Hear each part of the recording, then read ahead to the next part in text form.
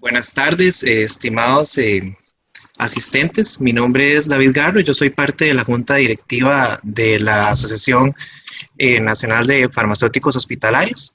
Eh, es un honor para nosotros en conmemorando el mes de la farmacia y bueno, el día de ayer que era el Día Nacional del Farmacéutico, tener nuestra ponencia sobre farmacia hospitalaria. El día de hoy nosotros contamos con el honor de el doctor Daniel Muñoz, que es farmacéutico clínico de Chile, de la Universidad de Austral de Chile, quien nos va a dar la presentación de desafíos de sedación en pacientes COVID-19 en una unidad de cuidados intensivos. Solamente para recalcar, dentro de su amplio currículum, el doctor Daniel Muñoz es especialista en cuidados críticos, si mal no me equivoco, es el primero en Latinoamérica que tiene el Board of Pharmacy Specialties, el BPS, en cuidado crítico. El doctor nos va a partir de ahora, sí, nos va a acompañar en esta charla y cualquier cosa pueden ir colocando las preguntas en la parte que dice preguntas y respuestas. Nosotros vamos a ir al final de la charla, vamos a preguntarle al doctor Muñoz las preguntas que ustedes tengan, con todo gusto. Y si no, en el chat también pueden poner, pero les agradecería más que todo por orden, ponerlo en preguntas y respuestas. Adelante, doctor Muñoz, y de nuevo muchísimas gracias. Para nosotros de Asofajo es un gran honor que nos acompañe el día de hoy. Bien, David, y bueno, y el colegio, de verdad, muchísimas gracias por la invitación. El honor es mío, la verdad.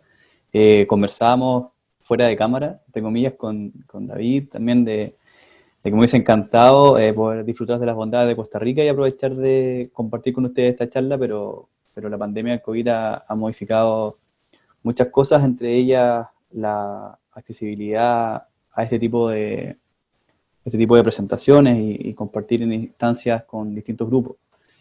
Para mí realmente es un orgullo poder presentar con ustedes. Lo sigo por redes sociales, hemos tenido una serie de interacciones. Por esta misma vía coincidimos, hemos discutido un par de información científica y la verdad que son un grupo muy dedicado, preocupado, que está constantemente en búsqueda de nueva información. La verdad que un grupo muy proactivo, así que yo fascinado, la verdad, de poder compartir con ustedes. Espero que se generen dudas e interacciones para hacer la charla un poco más interactiva y no tan monótona. Ahora, de todas formas, las preguntas es preferible dejarlas para el final, para poder de forma ordenada ir respondiendo a estas preguntas. No tengo ningún inconveniente en que demos el tiempo que sea necesario para responder las dudas que puedan quedar. Estuve revisando un par de datos primero de Costa Rica en relación al COVID. Ahora entiendo que por suerte hasta la fecha no ha pegado tan fuerte como lo hizo en Chile. Entiendo que hace un par de 3 días atrás tuvieron el pic de casos, que también no se asemeja en ninguna forma a lo que está pasando en Chile hoy día. Espero que siga de la misma forma y que logre prontamente disminuir la cantidad de casos. Pero de todas formas, lo que nosotros vamos a discutir hoy día en relación a sedación en pacientes COVID también es aplicable a cualquier otro grupo de pacientes de UCI, solo que el COVID supone una serie de otros desafíos adicionales por puntos que vamos a discutir, así que si bien la charla está enfocada en COVID, y ya la he hecho en un par de otras sesiones, vamos a intentar ir un poco más allá y desencadenar una serie de mitos y oportunidades que puede ofrecer el farmacéutico en términos de optimización de sedación en los pacientes de UCI. Desconozco cuán amplio es el desarrollo de la farmacia clínica en UCI en Costa Rica, pero al menos por lo que he podido ver por redes sociales, entiendo que es un área prominente, que está en vías de desarrollo, que existe una serie de farmacéuticos que están al menos intentando llegar a ese nicho y capturar cada vez más farmacéuticos trabajando allí, porque evidentemente es un grupo de pacientes que requiere una atención especializada. En Chile existe hoy día, yo creo que al menos el 70-80% de los hospitales más emblemáticos, más grandes, que son hospitales que en promedio tienen 500 camas, con UCI que van entre 20 hasta 60 camas. La mayoría de ellos tiene farmacéuticos trabajando, distintos grados de capacitación, pero cada vez también es más frecuente el rol del farmacéutico en los distintos hospitales, ya sea en UCI, donde es el grupo más prevalente, y también en otros grupos como geriatría unidades pediátricas, medicina, entre otros. Bien, voy a compartir pantalla para dar inicio a la charla.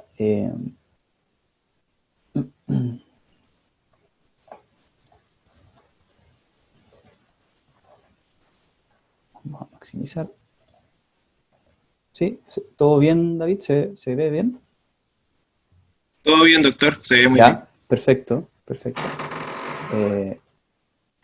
Un segundo.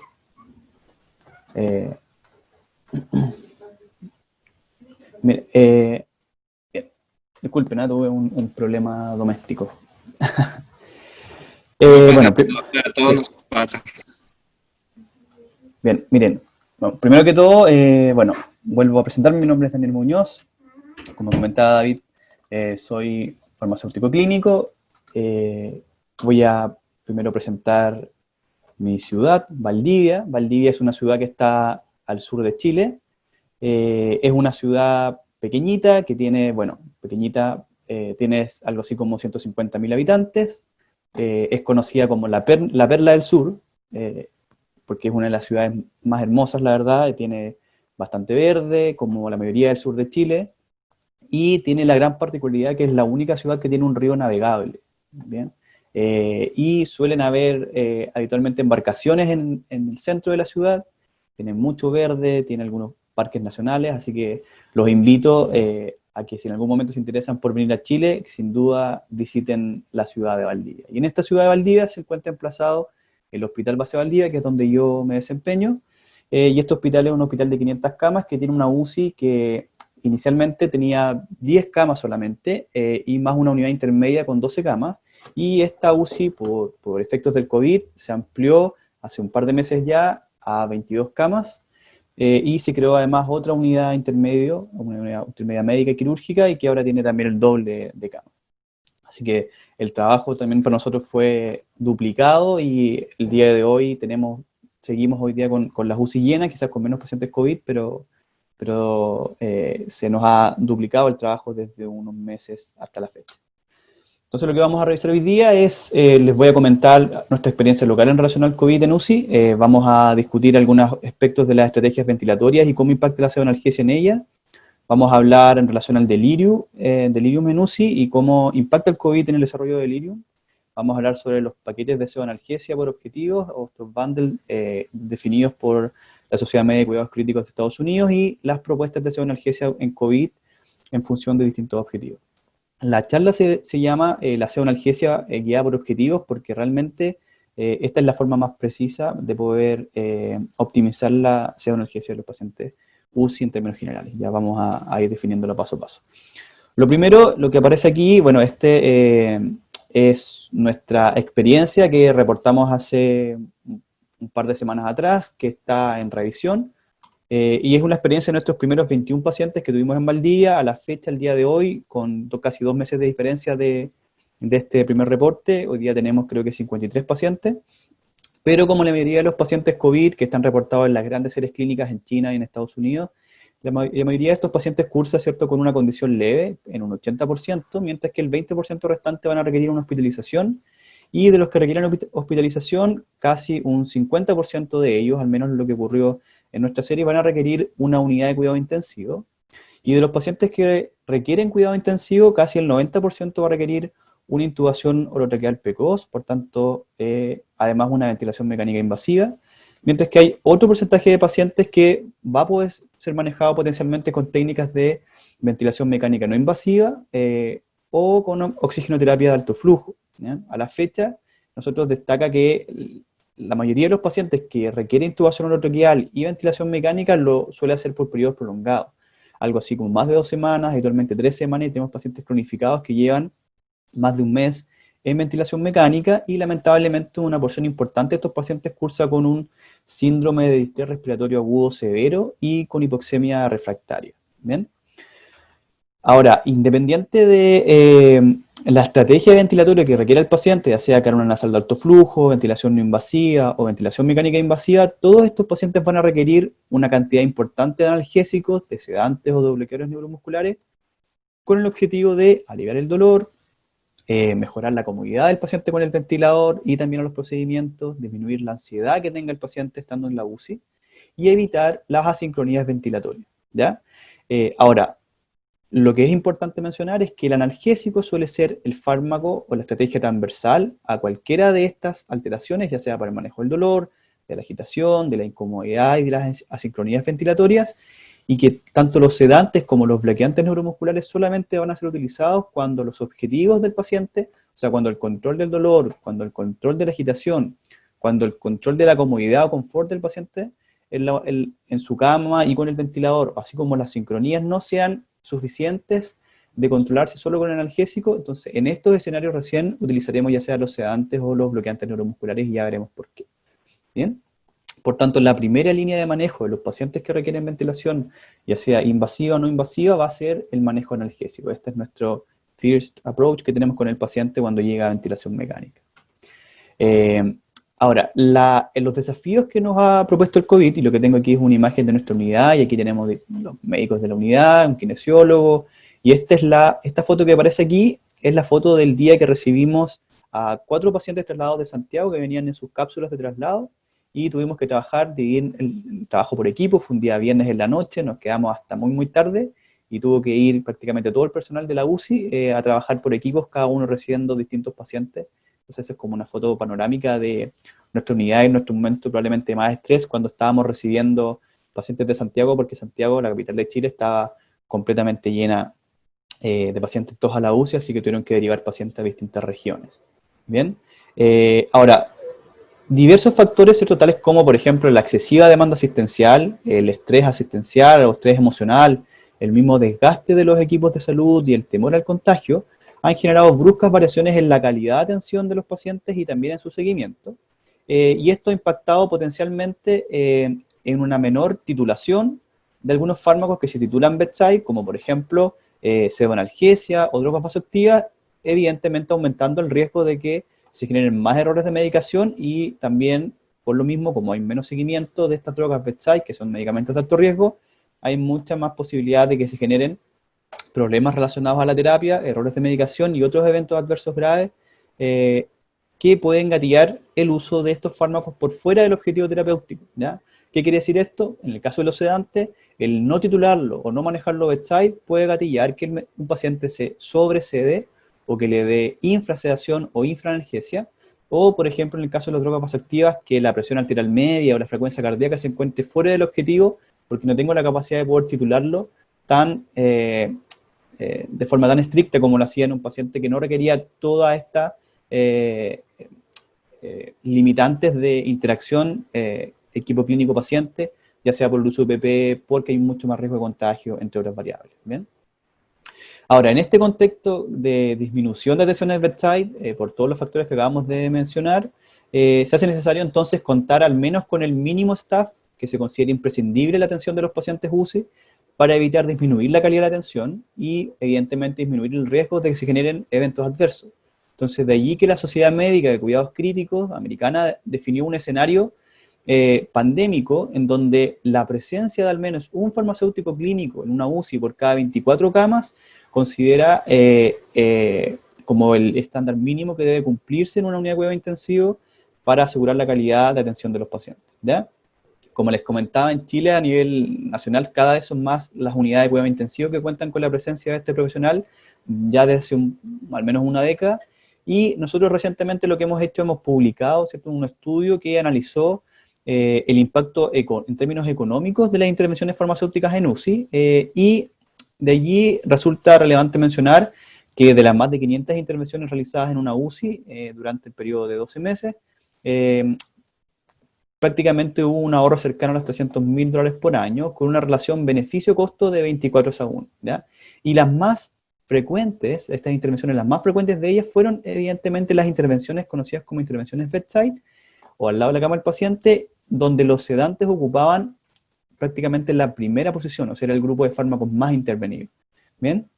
Quiere decir ello que los farmacéuticos tienen un gran potencial de intervención en la unidad de cuidado intensivo y fundamentalmente son los medicamentos bedside los que requieren titulación, los vasoactivos, los sedantes, donde hay mucho más chance de intervenir porque suelen requerir una titulación en función de objetivos y deben reevaluarse día a día, ¿ya?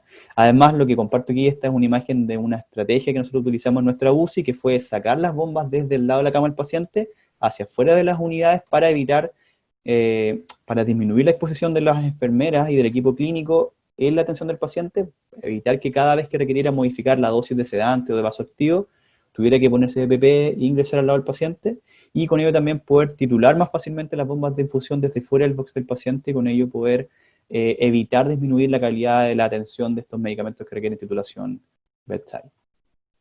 Bien, como comentábamos, entonces la oxigenoterapia es el principal estrategia de soporte de los pacientes COVID y también de la mayoría de los pacientes que llegan a UCI porque requieren un ventilador mecánico, ¿ya?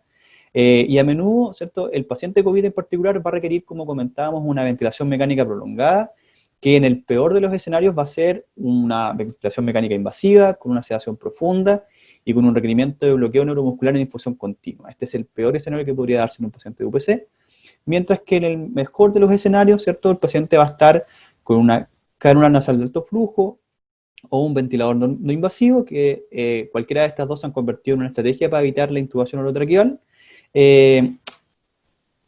Y esto lo que permite, en definitiva, es evitar esta intubación o ventilación mecánica invasiva, que sabemos que está relacionada con mayores cifras de mortalidad, mayores infecciones y mayores eventos adversos. Entonces, el escenario ideal, el paciente va a estar con este no invasivo o con su cánula nasal de alto flujo, con una sedación que va a ser superficial, no profunda como el otro escenario, y sin requerir ningún bolo o infusión continua de bloqueante neuromuscular. ¿Bien? Porque el uso de cualquiera de estas condicionantes está asociado con peores desenlaces, ¿ya?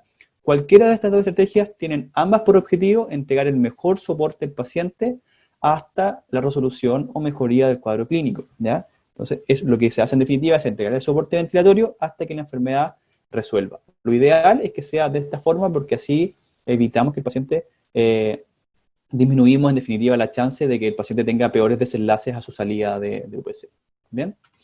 Ahora, el paciente que requiere el escenario ideal, o sea, la ventilación no invasiva, y que se instaura en definitiva con el objetivo de evitar la necesidad de intubación orotraqueal, gran parte del éxito del paciente en este tipo de ventilación, ¿ya?, se va a entender como la tolerancia que tenga el paciente al no invasivo o también al decúbito prono, como ha sido una estrategia muy utilizada en los pacientes COVID, que es ventilar al paciente en un prono pero vigil, ¿ya?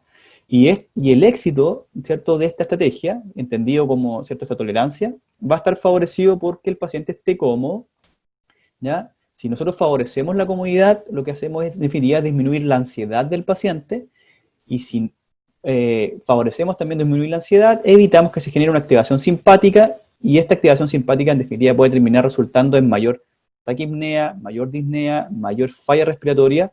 Y en este escenario, para evitar estas alteraciones, la disnea, la ansiedad, la taquipnea, etcétera, y este círculo vicioso que genera autopip, entre otras incomodidades de la ventilación, la dexmedetomidina o la clonidina aparecen como las opciones más atractivas, porque permiten titular a una sedación ligera o superficial, disminuyen además la actividad simpática con su actividad de agonista alfa-2, que lo que hace es disminuir la cantidad de catecolaminas en el espacio sináptico, y además tiene la particularidad que no deprime el centro respiratorio y también ofrece un efecto analgésico. Por tanto, son las alternativas más idóneas para el manejo del paciente que requiere una ventilación no invasiva, como una máscara no invasiva o como una cánula nasal de alto flujo, ¿cierto?, sin deprimir el centro respiratorio, ofreciendo además ese efecto analgésico. Ahora, lamentablemente a menudo el paciente va a requerir, en el paciente COVID, va a requerir una ventilación mecánica invasiva prolongada, que, como dijimos, en el peor de los escenarios va a ser con una sedación profunda para un SAS 1-2 y con un requerimiento continuo de bloqueo neuromuscular en infusión. ¿Ya? En este contexto, ya, como dijimos, cada una de estas estrategias por sí solas constituyen un factor de riesgo para un peor desenlace en el paciente crítico. ¿Ya? Cuando hablamos de peor desenlace nos referimos a mayor estadía en UCI, mayor estadía hospitalaria, mayor cantidad de días de ventilación mecánica y con ello mayor riesgo de infecciones, mayor riesgo de desarrollar delirio y de mortalidad. ¿Ya? En la experiencia nuestra hasta la fecha, y también lo que está descrito en la mayoría de los centros y otros trabajos, hay una cantidad inusualmente elevada de pacientes que han requerido una dosis muy alta de sedantes para poder enfrentar la ventilación del paciente que se infecta con SARS-CoV-2, ¿ya? Y esto genera un escenario muy, muy desafiante porque requieren múltiples fármacos combinados y con distintos mecanismos de acción, analgésicos, sedantes, antipsicóticos, algunos anticonvulsivantes, entre otros, cada uno de ellos con un potencial riesgo de efectos adversos y por ende mayor necesidad de un monitoreo por parte de todo el equipo clínico, ¿ya? En definitiva, son estrategias que utilizamos lamentablemente con el objetivo de entregar o favorecer el soporte respiratorio del paciente hasta la mejoría clínica, ¿ya? Ahora, los pacientes con COVID-19 además corren el riesgo de desarrollar una variedad de problemas neurológicos, especialmente los pacientes más graves como los que llegan a UCI. Y se estima por literatura que al menos un 65% de ellos van a cursar con delirio durante su estancia en UCI, ¿ya? Este delirio además está favorecido por una serie de otros factores que frecuentemente ocurren en UCI, como son el dolor, las infecciones, alteraciones nutricionales, constipación, hidratación e hipoxia, y también el uso de algunos medicamentos, alteraciones metabólicas, otros factores ambientales que fácilmente podríamos recordar a través de esta mnemotecnia Pinch Me. Lo que conocemos hasta la fecha es que distintos reportes han mencionado que los pacientes con COVID, el delirio puede ser una manifestación fundamentalmente de una invasión directa de este virus al sistema nervioso central y también a la inducción de mediadores inflamatorios o desarrollo de daño hipóxico cerebral, ¿ya?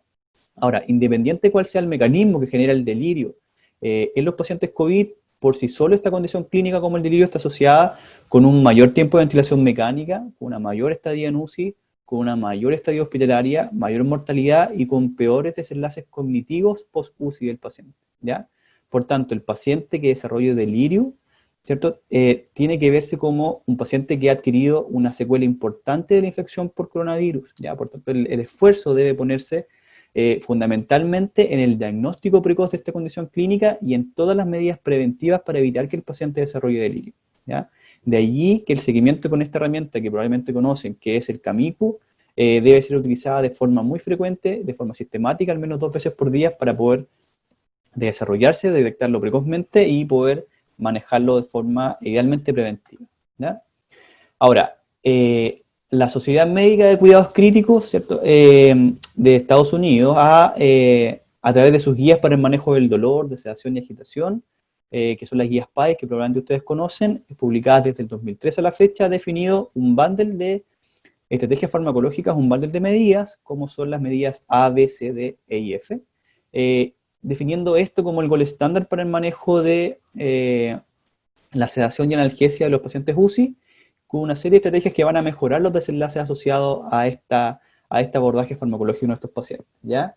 Y en términos simples, este bundle A, B, C, D, E, F busca, en definitiva, optimizar el manejo del dolor, evitar la sedación profunda, reducir el delirio, acortar la duración de la ventilación mecánica, minimizar la debilidad adquirida en UCI y fomentar la participación del paciente y de la familia en los distintos procesos de atención del paciente en esta unidad, ¿ya? En lo que respecta a la letra A se refiere a la evaluación, a la prevención y el manejo del dolor, ¿ya? Porque parte central de la estrategia de este bundle corresponde a utilizar de forma sistemática herramientas validadas para evaluar el dolor, como son el BPS o el CPOT, ya que la mayoría de los pacientes, algo así como más del 50% de ellos, van a experimentar un dolor moderado a severo en su estancia en UCI, incluso cuando están en reposo, ¿ya? Y este estímulo doloroso no solamente condiciona una respuesta física alterada que genera mayor activación simpática, liberación de hormonas que aumentan el catabolismo, como bien aparece aquí, taquipnea, taquicardia, aumentar el consumo de oxígeno, y esto asociado a mayor riesgo de infecciones y hiperglicemia, sino que también constituye el evento postraumático más recordado por los pacientes de UCI, o sea, como la mayor alteración psicológica. O sea, lo que suelen recordar los pacientes después de salir de UCI son el dolor no tratado, ¿ya? Por eso el enfoque principal en UPC debe ser a que el dolor se prevenga y se maneje proactivamente mediante estas herramientas validadas en UCI como es el BPS que hemos comentado, ¿ya?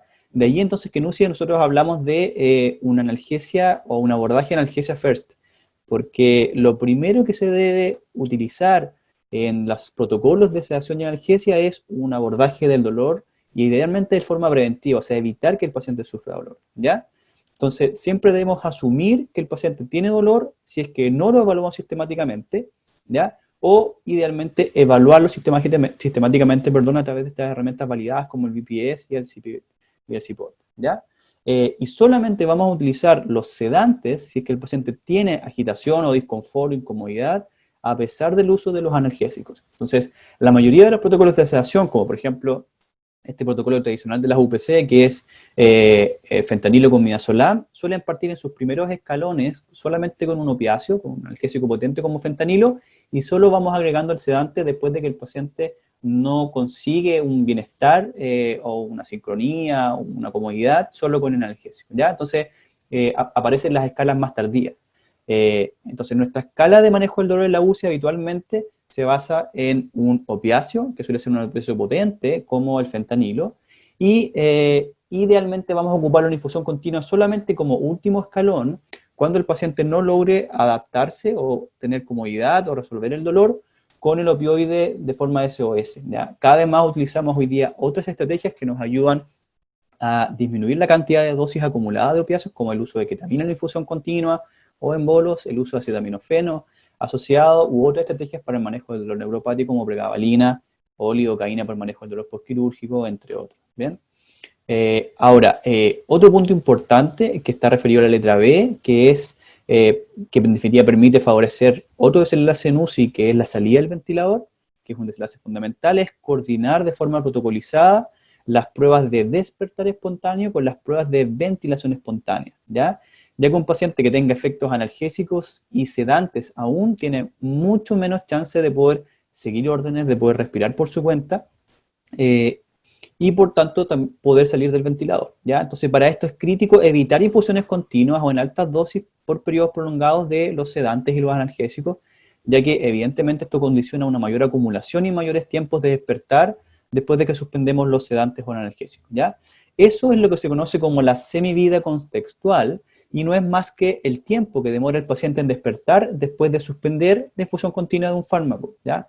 Y aquí lo que está descrito en la gráfica es lo mismo. Si se fijan, tenemos distintos tiempos de semivida contextual y fíjense lo que ocurre con medicamentos tan utilizados como el fentanilo, ¿ya? Que a medida que yo aumento el tiempo de infusión, la semivida contextual, o sea, el tiempo que demora el paciente en despertar después de suspendida la infusión, incrementa de forma exponencial, y esto está dado porque es un medicamento muy lipofílico que suele acumularse mucho, y por tanto, aunque yo suspenda el medicamento, si lleva muchos días en infusión continua, el tiempo que va a demorar en despertar es muchas, muchas horas. Y eso evidentemente condiciona que el paciente, cuando yo quiero hacer una prueba de ventilación espontánea, tengo tan deprimido el centro respiratorio que el paciente no va a ser capaz de ventilar por su cuenta, va a fallar la prueba de ventilación espontánea y voy a tener que volver atrás, volver a hacerlo de nuevo y obviamente retrocedo y enlentezco el proceso de salida del paciente del ventilador. ¿Ya? Fíjense lo que pasa con las benzodiazepinas, como el diazepam, es una cosa impresionante. Por eso es que prácticamente hoy día no se ocupa en la unidad de cuidado intensivo porque tiene una semilla contextual muy larga. Entonces lo que nosotros debiésemos preferir siempre son medicamentos con una semivida contextual muy breve, cosa que yo suspendo el medicamento, el paciente despierta y tiene capacidad de ventilar espontáneamente. De allí que medicamentos como el remifentanilo, que tiene una semivida contextual prácticamente cero, quiere decir que yo lo suspendo y el efecto desaparece inmediatamente, o el propofol o la ketamina hoy día se posicionan como de las primeras estrategias terapéuticas para el manejo de los pacientes en ventilación mecánica que requieren de analgesia y o de sedación. Ya, si se fijan, dexmedetomidina también tiene una vía media contextual incluso más grande que el midazolam, quiere decir que sí se acumula, pero tiene la gran particularidad que no deprime el centro respiratorio, por tanto, el paciente, si bien está dormido, se duerme de forma superficial y no profundamente, entonces tiene la capacidad de poder ventilar de forma espontánea, aun cuando esté con medicamento en el cuerpo, ¿ya? Ahora, si bien la mayoría de nosotros tenemos la noción de que los pacientes que estén en el ventilador parece un crimen que no esté dormido, no esté sedado, la verdad que hoy día cada vez más ese concepto ha ido ya desapareciendo. Existen una serie de trabajos que nos han demostrado que es factible ventilar a los pacientes sin sedación, y esto está escrito ya de hace mucho tiempo. Existen dos trabajos íconos, como es el de Strom y luego el trabajo non-seda, que es el de este año. El de Strom, que aparece aquí, es el trabajo del 2010, es un ensayo clínico autorizado que se hizo en un solo centro, en una UCI de Dinamarca, y es importante mencionar que en este trabajo, este grupo de Dinamarca, su práctica habitual era ventilar a los pacientes sin sedación, ¿ya? Y este ensayo lo que hizo fue aleatorizó a 140 pacientes versus, en un grupo que no se sedaba versus un grupo que se sedaba profundamente, ¿ya? Y el grupo sin sedación, sí se permitieron algunos bolos de morfina de 2,5, 5 miligramos o haloperidol en el caso del delirio, ¿ya? De 1 a 5 miligramos. Entonces, en los pacientes que, en el grupo sin sedación, que se agitaban de forma refractaria, se permitió ocupar un poco de propofol por 6 horas y después se suspendía. Mientras que el grupo con sedación se ocupaban bolos de morfina para el dolor y además se ocupaba una infusión de propofol por 48 horas para conseguir sedación superficial y después de ello se cambiaba las infusiones por una VIC de midazolam. Ahora, en todos los grupos, sobre todo en el paciente en grupo con sedación, la sedación se suspendía todas las mañanas y si el paciente tenía una mejoría en la función pulmonar, o sea, mejoraba, disminuía los requerimientos de oxígeno, con FiO2 menos al 40, el PIB estaba menor a 8, se suspendía la sedación y los pacientes quedaban sin sedantes, pero si el paciente empeoraba desde el punto de vista ventilatorio, o sea, tenía altos requerimientos de oxígeno, o sea, FiO2 más al 50, PIB más de 8, había que reanudar la sedación, ¿ya? En este grupo de sin sedación versus sedación profunda, el desenlace primario fue días sin ventilador mecánico, ¿ya? O sea, días libres del ventilador. Y en el grupo no sedar, se redujo la duración de la ventilación mecánica, se redujo la duración de estadía en UCI y se redujo la duración de la estadía hospitalaria. ¿Bien? No se encontraron sí diferencias en términos de las tasas de autoextubación, que sería una de las principales preocupaciones que tendría el equipo de UCI de enfermería. Uno dice, un paciente está sin sedantes, tiene mucho más riesgo de quitarse y sacarse el tubo. No hubo diferencias significativas, y si bien la mortalidad aumentó en el grupo con sedantes versus sin sedantes, un 47 versus un 36%, como aparece ahí descrito, esto no fue significativo desde el punto de vista estadístico. Lo que sí es importante mencionar que pareciera hoy día que ya no es discusión si es que hay que sedar a los pacientes de forma profunda o ligera, sino que más bien sabemos incluso hoy que es posible ventilar a los pacientes sin sedar. Entonces, lo que vino a hacer este trabajo de este año, que es el non-SEDA de Olsen, persiguió el mismo objetivo, pero en este caso evaluó la sedación ligera versus no sedar, ¿ya? Y este es un ensayo clínico ahora multicéntrico, con casi 700 pacientes intubados asignados al azar a una estrategia de sedación o ligera o sin sedación, ¿ya? Ahora son grupos bastante homogéneos desde el punto de vista diagnóstico, en términos de gravedad, en términos de tipo de ingreso, edad y datos antropométricos. Y en el grupo que no recibía sedación, solamente se permitieron bolos de sedante SOS, mientras que en el grupo con sedación se administraron infusiones de propofol para conseguir un RAS menos 2 a 0 o SAS 3-4 las primeras 48 horas y posteriormente se da una VIC de midazolam, ¿ya? Ahora, en la práctica parece que se usó solamente propofol, según las dosis que utilizaron, y por más de 48 horas prácticamente no hubo uso de midazolam, y en este grupo hubo una suspensión matutina de los sedantes, y siempre se reanudaba a mitad de dosis si el paciente requería nuevamente sedante, ¿ya? Los pacientes que estaban con bajos requerimientos de oxígeno, se detenía la sedación. Ahora, en este caso, el desenlace primario y secundario de los pacientes no tuvieron diferencias, tanto en mortalidad, estadía en UCI, días sin ventilación mecánica, días sin delirio, ¿ya? Y el único hallazgo importante fue que hubo menos eventos tromboembólicos en el grupo sin sedación, ¿ya?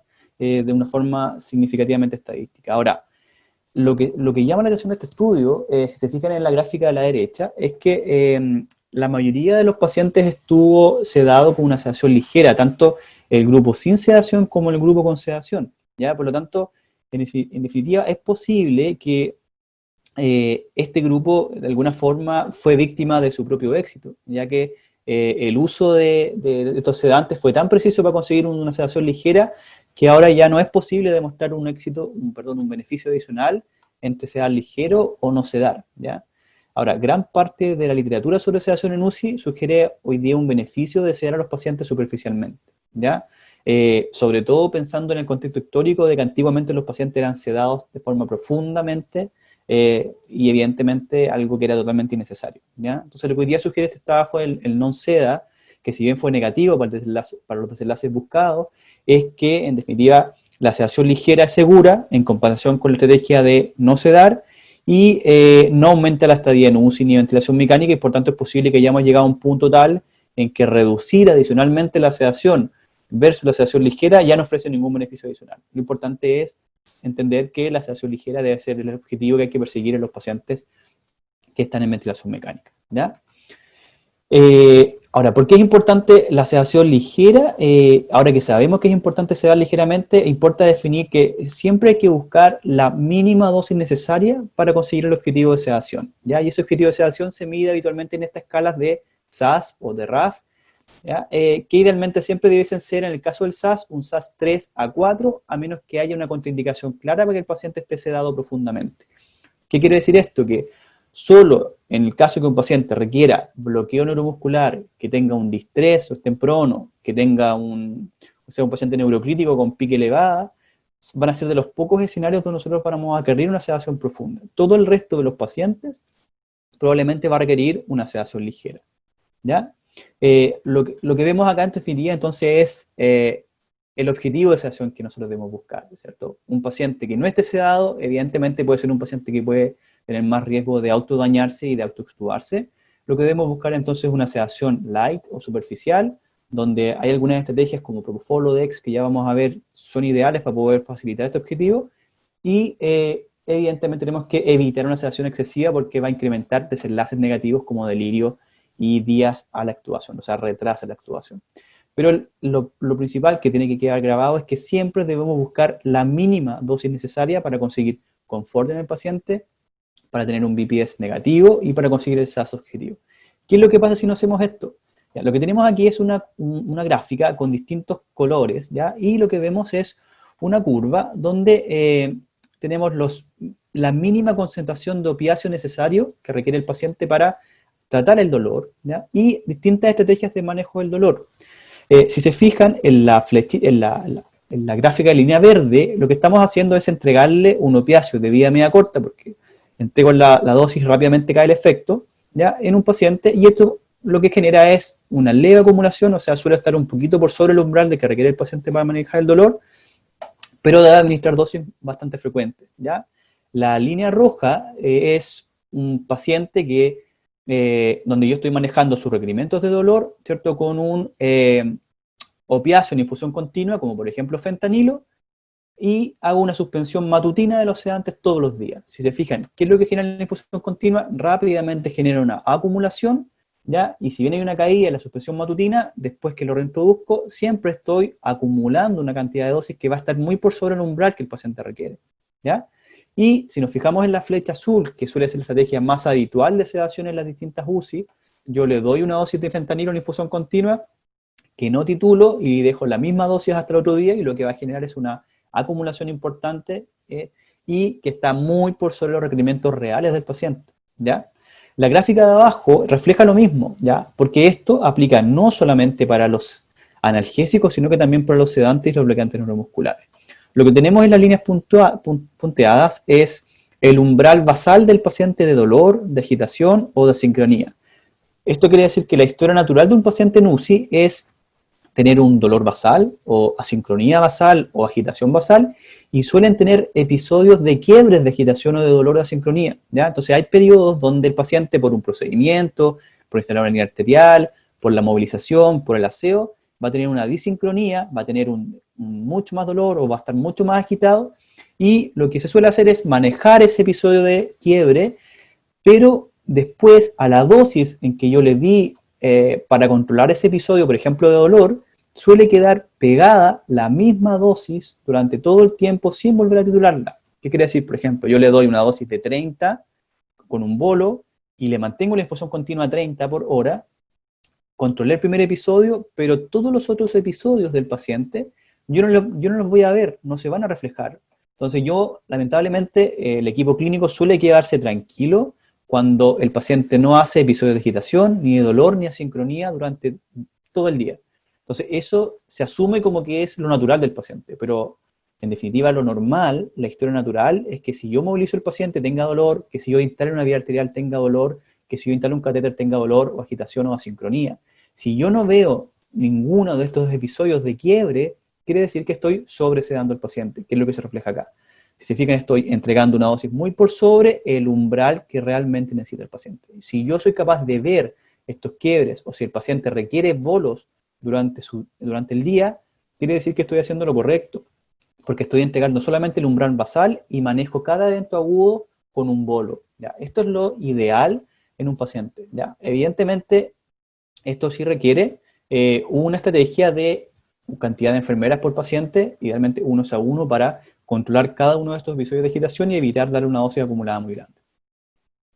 Ahora, si bien comentamos que lo ideal es favorecer la sedación ligera y una reevaluación sistemática, las guías del dolor, sedación y delirio de la Sociedad Médica de Cuidados Críticos sugieren que la chance de conseguir estos objetivos de sedación ligera es mucho mayor con fármacos como propofol y dexmedetomidina, y que además se debe evitar el uso de los fármacos benzodiazepínicos como por ejemplo el midazolam, ¿ya? Por tanto, el uso de propofol y dexmedeto por sí solo van a favorecer la posibilidad de que un paciente tenga un destete más precoz y debiesen ser hoy en día la primera línea de sedación en ventilación mecánica invasiva, a menos que esté contraindicado, ¿ya? Ahora, independiente del medicamento que yo ocupe, el fármaco por sí solo no constituye, ¿cierto?, el objetivo, sino que el fármaco es una herramienta para lograr el objetivo, ¿ya? O sea, ¿qué quiere decir? Que yo igual puedo sobresedar a un paciente con propofol, que yo igual puedo sobresedar a un paciente con dexmedetomidina si es que no reevalúo sistemáticamente si estoy integrando la mínima dosis necesaria. Para ello es fundamental entonces que al menos cada 6 horas yo me pregunte, el paciente está recibiendo una dosis, no sé, nosotros hablamos en escalones, de escalón 1 al 12 la dosis. Si el paciente lleva 6 horas en escalón 6 y no ha requerido ningún bolo, no ha tenido ningún quiebre, ¿será esta la mínima dosis que requiere el paciente o podré probar con la dosis número 4, con la dosis número 2, escalón 4, escalón 2? Esa es la pregunta que yo debo hacerme al menos cada 6 horas en un paciente UCI, ¿ya? Reevaluar sistemáticamente la mínima dosis necesaria porque recordemos que las infusiones continuas por sí solas constituyen un mayor riesgo de acumulación. Lo ideal sería manejar a los pacientes con bolo, pero esto frecuentemente no se hace. Como estrategia entonces, evitar las benzodiazepinas y favorecer el uso de propofol o dex como los sedantes ideales en UVS. ¿Bien? Ahora, para ello, para favorecer el uso de la mínima dosis necesaria y la regulación sistemática, es fundamental que la enfermera se involucre en esta estrategia, ya de conseguir la mínima dosis necesaria, y por tanto ella debe empoderarse del manejo de la pseudoanalgesia y entregar, además del residente o el médico de turno, debe siempre entregarle las herramientas, dentro de ellos indicando siempre la sedación guiada por objetivos, ¿ya? Y no indicar una dosis fija, ¿ya? Ya sea de sedantes, de analgésicos o de bloqueantes neuromusculares, ¿ya? Entonces lo que tenemos aquí, en el ejemplo 1, lo que tenemos aquí es un paciente, como el ejemplo que comentábamos anteriormente, en donde este es su dolor basal, o su agitación basal, o su desincronía basal, y yo le entrego la primera dosis en bolo para tratar este primer evento agudo, y después mantengo esta misma dosis todo el tiempo y no titulo nunca la dosis. Eso es lo que suele ocurrir habitualmente y genera, si se fijan, una cantidad de dosis entregadas muy por sobre lo que realmente requiere el paciente. El escenario número 2, aquí tenemos un paciente que está recibiendo un opioide de vida media larga, o un sedante de vida media larga, o un bloqueante de vida media larga, entonces solamente se maneja con bolos, ¿ya? Y le doy el bolo ante cada quiebre del paciente en la sedación, agitación o disincronía. ¿Bien?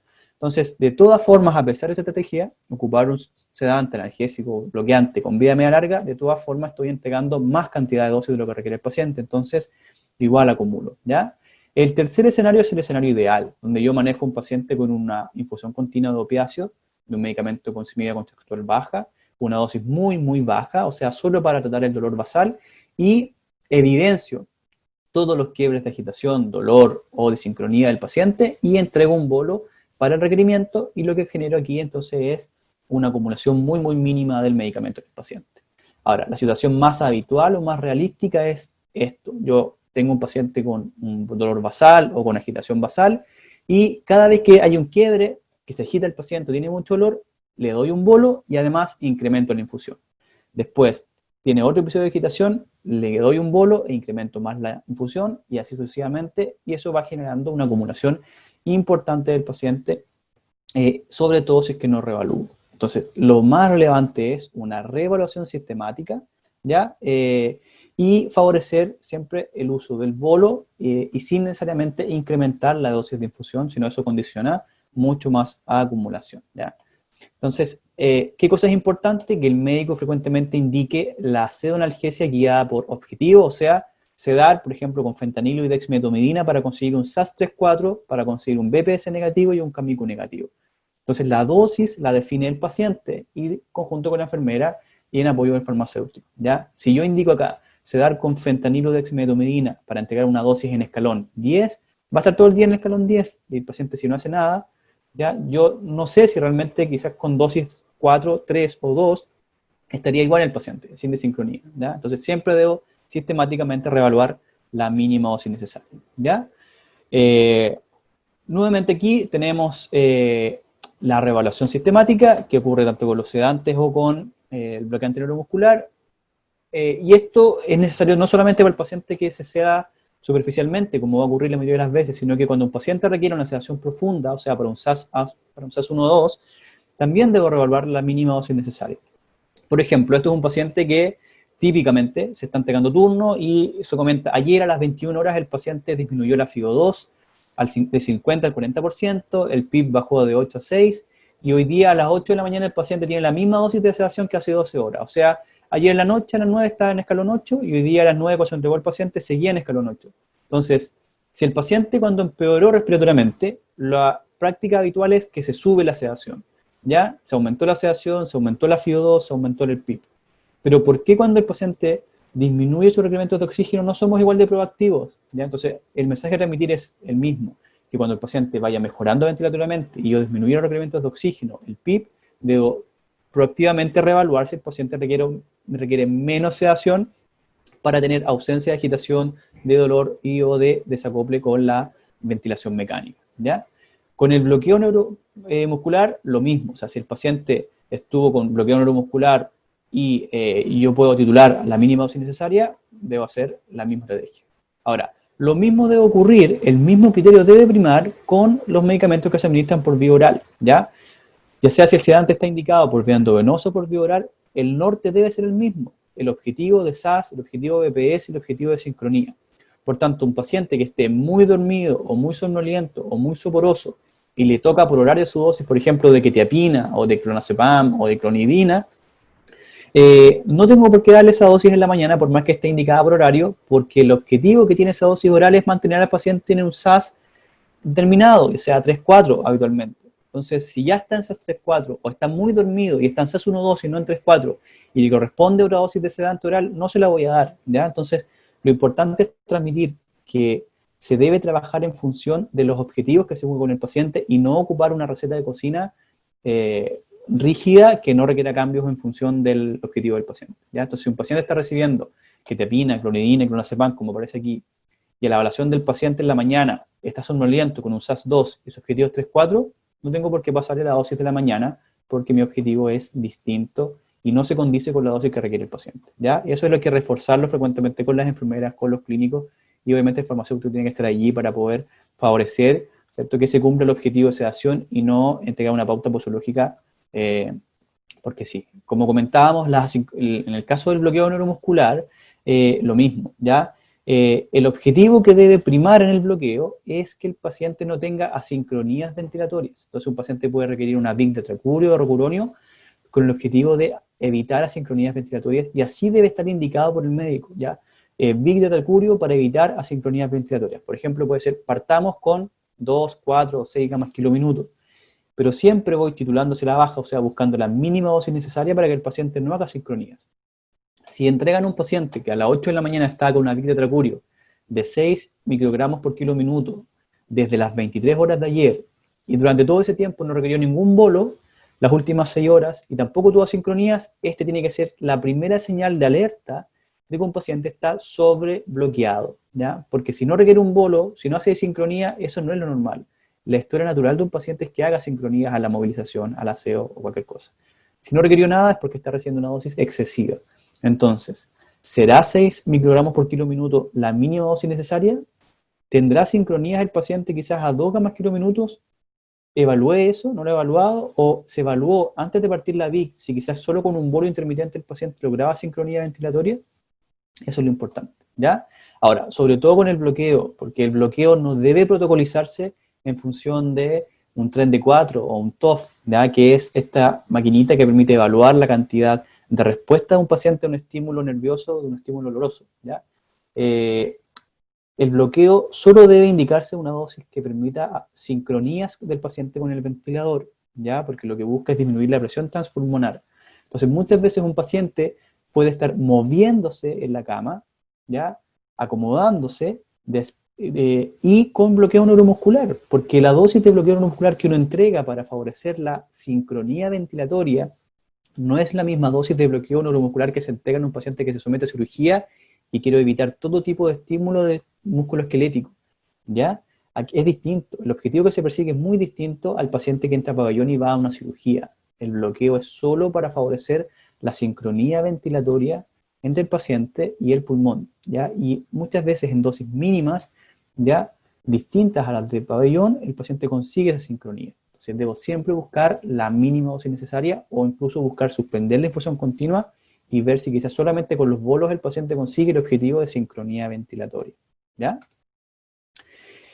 Ahora, otra cosa importante y otro concepto importante a reforzar es que ante cualquier quiebre de dolor, de agitación o de asincronía, lo primero debe ser siempre el bolo, ¿ya?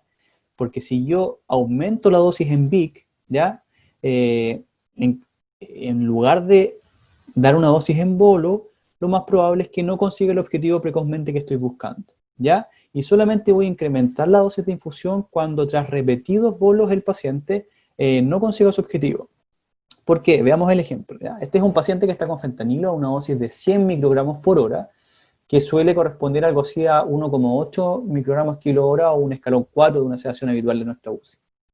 Ahora, si el paciente tiene un quiebre en el dolor y si simplemente aumentamos la velocidad de infusión del paciente al doble, o sea, a 200 microgramos por hora, que es algo así como un escalón 8, esto implica que el paciente va a tardar 1 hora en recibir 100 microgramos de fentanilo, que es una dosis relativamente baja para un paciente de UCI para el manejo del dolor, ¿ya? Y además va a requerir varias horas en alcanzar una concentración en steady state, ¿ya? Entonces, esto no va a permitir cumplir el objetivo que es controlar agudamente el dolor o la agitación, ¿ya? Entonces, de allí la importancia de utilizar siempre primero el bolo antes de decidir aumentar la infusión, sino lo que vamos a terminar haciendo es aumentar la dosis en infusión sistemáticamente hasta conseguir nuestro objetivo de SAS o de BPS, ¿ya? Y esta dosis, ¿cierto?, permanecerá igual por lo menos por 6 horas más. Entonces, lo primero es el bolo siempre. Y puede que el paciente se controle con el bolo el quiebre y que no requiera aumentar la infusión continua, ¿ya? Si no, nos vamos a pisar la cola, nosotros le llamamos, porque el aumento del escalón a 4 no consigue el objetivo, el aumento a 6, el aumento a 8, el aumento a 10, y al escalón máximo recién allí veo que se controla el quiebre, pero es porque el tiempo que demora en recibir una dosis suficiente es mucho más tardío. Ahora, en relación al delirio, que es la letra D del bundle de medidas, ¿cierto? Como comentábamos, el objetivo principal debe estar enfocado en la evaluación, la prevención y su manejo, ¿ya? Y este, por tanto, debe, para prevenirse y evaluarse, debe utilizarse de forma proactiva esta herramienta validada como es el CAMICU, al menos cada 12 o cada 6 horas en la UPC, y que desde el punto de vista más medicamentoso, como aparece bien definido aquí en la gráfica, por sí solo el uso de benzodiazepinas condiciona un mucho mayor riesgo de desarrollar delirio al despertar. O sea que cuando el paciente despierta, tiene mucho más riesgo de hacer una transición al delirio, ¿ya? Lo que refleja esto en definitiva es que las benzodiazepinas son un potente inductor de deterioro cognitivo y por tanto refuerza la necesidad de evitar las benzodiazepinas en los pacientes de UPC, ¿ya? Ahora, además de los pacientes de UCI, sobre todo en los COVID, que requieren muchos sedantes, suele confundirse o solaparse el delirio con la agitación que ocurre por el síndrome de retirada o por síndrome de abstinencia a estas drogas, que tienen mucho más riesgo de desarrollarse cuando ocupamos estos medicamentos como opiáceos o sedantes en dosis altas o por periodos prolongados, ¿ya? Y en casos como esto, lo que tengo que hacer en definitiva es evaluar si debo introducir algún opioide o alguna benzodiazepina de vía media larga que permita controlar la sintomatología del paciente y además favorecer el uso, ¿cierto?, de antipsicóticos para el control de la agitación, como ketepina, por ejemplo, que tiene mucho efecto sedante, pero que evita en mayor medida la depresión respiratoria que puede generar un opiáceo como metadona, por ejemplo, de vía media larga, en un paciente que está con síndrome de retirada y que ya está extubado, ¿ya? Ahora, es importante reforzar que la primera causa de agitación, que suele ser la manifestación más clásica y el delirio más detectado es el hiperactivo, suele ser por dolor no tratado. Por tanto, hay que asumir que un paciente que está agitado, lo primero que hay que hacer es manejar el dolor, si es que no lo estamos evaluando sistemáticamente, ¿ya? Por tanto, medicamentos como metadona, diazepam o micronidina tienen la particularidad de favorecer el control de la agitación en un paciente que está cursando con una cuadro síndrome de retirada like, si es que no somos capaces de detectar el delirio con las herramientas como el Camicus, que son herramientas validadas. Y el bundle, en su letra E, propone, ¿cierto?, finalmente favorecer el acompañamiento familiar, el ejercicio y la movilidad precoz como las principales medidas no farmacológicas que permiten mejorar los desenlaces de los pacientes en la UCI. Ahora, todas estas medidas, ¿cierto?, cuando son implementadas, están asociadas significativamente a una liberación mucho más rápida del paciente del ventilador, una liberación más rápida de la UCI, del hospital, a una mejor función neurológica, una menor tasa de reingreso, una mayor sobrevida del paciente, y además en la medida que mayor cantidad de intervenciones de este bundle o de letras de este bundle vamos implementando, tengo muchas más chances de mejorar los desenlaces clínicos relevantes del paciente como descarga en UCI o salida de UCI, salida de hospital y la muerte. Si te fijan, mientras más cantidad de letras de este bundle yo implemento en mi unidad, tengo más chance de mejorar los desenlaces asociados a UCI. Entonces, los pacientes que en los centros en que realizan todas las letras de este bundle tienen menos mortalidad, una descarga más precoz del hospital y una alta más precoz de la UCI que aquellos que solamente implementan, por ejemplo, las letras A, B y C. ¿Bien? Ahora, ¿cuáles son las particularidades del COVID en términos de sedación? Ahora, hay algunos aspectos que deben optimizarse para poder llevar un manejo farmacológico idóneo en estos grupos de pacientes y tiene que ver con estas tres condicionantes o variables. La primera es que existe una invasión del virus potencialmente a los nervios periféricos y con ello hay mucho más riesgo de que se desarrollen neuropatías de forma precoz, sobre todo en aquellos pacientes que suelen requerir corticoides, como el caso de dexametasona ahora, sobre todo los pacientes que tienen estadías prolongadas y que han requerido el uso de bloqueo neuromuscular, por lo que se sugiere cada vez con mayor fuerza el uso precoz de medicamentos para el manejo del dolor neuropático, como por ejemplo pregabalina, ¿ya? Además, hay una tasa elevada de falla renal aguda en los pacientes con COVID, y esto obviamente condiciona a que se ocupe en mayor medida, que se disminuya el uso de los AINES, ¿cierto?, para evitar la inhibición de la síntesis de prostaglandinas que pueden condicionar más riesgo de falla renal, y por tanto se debe favorecer el uso de paracetamol, favoreciendo este uso de manejo multimodal de la analgesia en los pacientes. ¿Ya? Y finalmente, la alta incidencia de delirio, de privación y agitación que se ha visto en los pacientes de UCI favorece, ¿cierto?, el uso de algunas estrategias farmacológicas como medicamentos de vida media larga, como bien comentamos, para evitar estos trastornos en los pacientes. ¿Bien? Como son pacientes que suelen estar gran cantidad de días hospitalizados y requerir gran cantidad de sedantes, cada vez es más frecuente que veamos un cóctel de muchas drogas con vida media larga y otros antipsicóticos para el manejo del destete del paciente de la droga endovenosa, ¿ya? Ahora, si le sumamos a esto, a que son pacientes que frecuentemente tienen poca alteración hemodinámica y o requerimiento de drogas vasoactivas, son pacientes candidatos ideales para favorecer el uso de medicamentos como dexmedetomidina o propofol como primera droga de sedación, ya que dentro de las principales desventajas que tienen estos fármacos podrían ser la bradicardia y hipotensión que se produce como efecto adverso. Ahora, nuestra propuesta local, en función de ello, está basada en un protocolo de sedanalgesia en pacientes COVID y que tiene relación con el tipo de requerimiento de oxígeno que requiere el paciente o de ventilación. Entonces, los pacientes que requieren un no invasivo o una cánula nasal de alto flujo, y esto también está reforzado por esta publicación que aparece en el Critical Care Explorations, con una serie de condiciones que acabamos de mencionar, los que requieren una sedación, una ventilación no invasiva, van a ir, obviamente, a un objetivo de sedación ligera, donde vamos a preferir el manejo de dexmedetomidina o clonidina para evitar la necesidad de intubación urotraqueal, para disminuir la actividad simpática, la taquipnea y la disnea del paciente. Y en tercer lugar podría ser fentanilo en dosis bajas o de ketamina. Todos medicamentos que en menor medida deprimen el centro respiratorio, excepto fentanilo, pero por ello la dosis es lo relevante en este caso. Y se puede considerar añadir paracetamol o pregabalina en el caso de que se requiera. Ahora, si el paciente requiere ventilación mecánica invasiva, nuestro objetivo va a ser siempre SAS-3-4, o sea, sedación ligera, a menos que el paciente requiera prono o bloqueo neuromuscular, ¿ya? Ahora, si el paciente está en ventilación mecánica y tiene bajo requerimiento de oxígeno, bajo requerimiento de drogas vasoactivas, como comentamos, va a ir un SAS-3-4, y para ello vamos a preferir el uso de protocolos con fentaniloketamina, protocolos con fentanilo dexmedetomidina, protocolos con fentanilo propofol, ¿ya? Porque son protocolos que ocupan medicamentos que tienen una semilla contextual más baja, que permiten favorecer un paciente en sedación ligera y considerando añadir siempre el paracetamol o pregabalina en el manejo del dolor multimodal. Si el paciente hace episodios de agitación, desadaptación de la ventilación mecánica, siempre preferir primero, como comentábamos, el bolo, siempre asumir que el primer episodio de agitación es por dolor, entonces fentanilo, si no responde a eso, propofol, y en tercer lugar, midazolam, más o menos bolos de bloqueo neuromuscular si lo que está ocurriendo fundamentalmente es desincronías ventilatorias, ¿ya? Y en el caso de que un paciente requiera una sedación profunda, vamos a preferir siempre fentanilo propofol también, y recuerden que la profundidad lo hace la dosis, o si no, propofol con midazolam, ojalá evitar este tipo de protocolo, ¿ya? Ahora, si el paciente requiere continuamente bolos de fármacos y no consigue el objetivo de SAS-3-4 o de SAS-1-2 o sincronías ventilatorias, recién allí yo pienso en aumentar el escalón o dosis en infusión continua del paciente, ¿ya?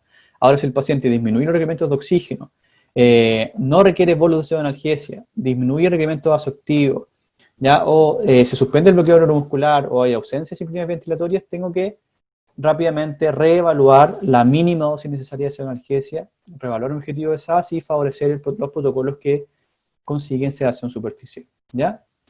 Ahora, cuando el paciente está en condiciones de destete, de progresar de la salida de ventilación mecánico, debo precozmente suspender mis sedantes para que el paciente despierte espontáneamente y con ello tenga mucha más chance de tener una buena prueba de ventilación espontánea y poder salir del ventilador, ¿ya? En esta fase de salida o de weaning se suele sugerir añadir clonidina, ya sea para hacer traslape de bioral desde dexmedetomidina, para favorecer el control de la agitación si es que lo hubiera, y también medicamentos como quetiapina para el manejo de la agitación, y metadona y diazepam en el caso de los pacientes que uno sospeche que hagan deprivación por fentanilo o deprivación por midazolam u otra benzodiazepina. ¿Bien? Lo que aparece aquí son nuestros distintos protocolos de sedación actualmente los protocolos que más usamos corresponden a los protocolos de fentanilo con propofol, fentanilo con dexmedetomidina y lamentablemente aún tenemos algunos pacientes que ocupan fentamidazolam, pero estamos intentando en mayor medida evitar ese tipo de sedación porque, como hemos comentado, favorece peores desenlaces en UCI. Existen otros protocolos como fentaniloketamina, como propofol dexmedetomidina, y ketamina propofol, que van a favorecer el uso de una sedación superficial con medicamentos con una semivía contextual más baja que permiten despertar rápidamente una vez suspendida. ¿Ya? Y estos protocolos son los que se ocupan en aquellos pacientes que requieren sedación muy profunda y que no consiguen objetivos solo con dos drogas. Este es nuestra propuesta local, que es lo mismo que hemos comentado, y estas distintas líneas que aparecen acá abajo están dadas por, y en su momento se plantearon por los distintos quiebres de stock que tuvimos de medicamentos, y tuvimos que pensar en ingeniarnos con distintas estrategias de manejo de sedación y de analgésicos en el caso de que no contáramos con fármacos de primera línea como fentanilo, ketamina o dexmedetomidina, pero más bien en una tabla de resumen donde en la última línea o tercera línea aparecen opciones quizás un poco aberrantes, pero que eran lamentablemente opciones al fin y al cabo si es que no dispusiéramos en ese entonces de fentanilo, que hubo quiebre de midazolam, de propofol, de ketamina, y hasta la fecha todavía tenemos restringido el despacho de muchos medicamentos, así como también algunos bloqueantes neuromusculares, porque están condicionados a nivel central, me refiero al Ministerio de Salud de Chile, es el que define cuánto y a quién le reparte la cantidad de medicamentos desde que comenzó la pandemia. Como en un punto no teníamos muchos pacientes en la UCI, comenzamos a tener menos despacho de estos medicamentos y en algún momento sufrimos el desabastecimiento de algunos fármacos. De hecho, hasta ahora no tenemos todavía Tracurio, producto de la pandemia.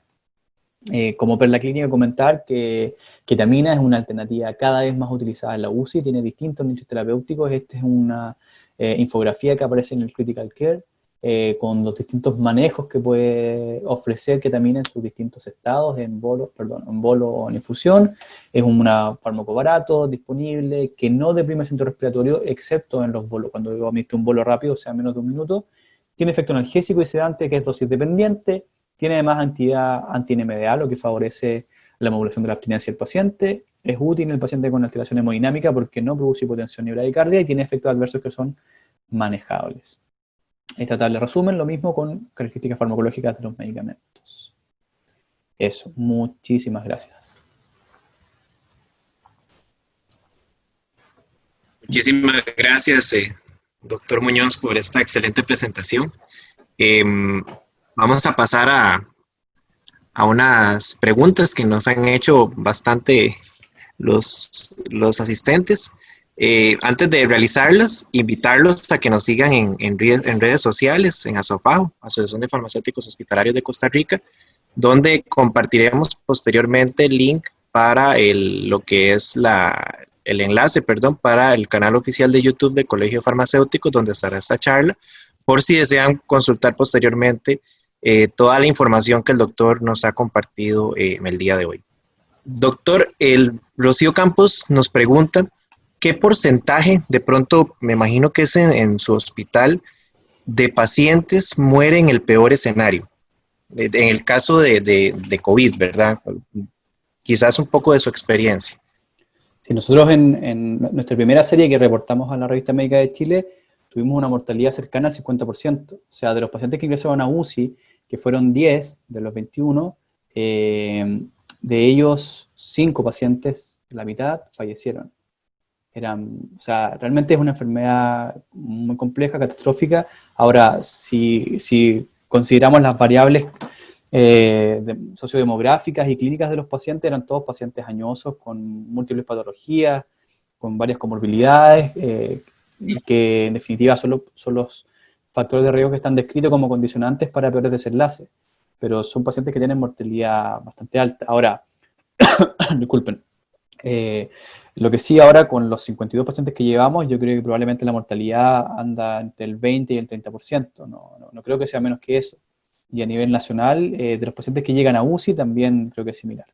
Ahora, si vemos el abanico de pacientes hospitalizados, la mortalidad es menor, pero en UCI difícilmente la mortalidad sea menos del 30% de los pacientes que llegan a ventilación mecánica. Sí. Perfecto.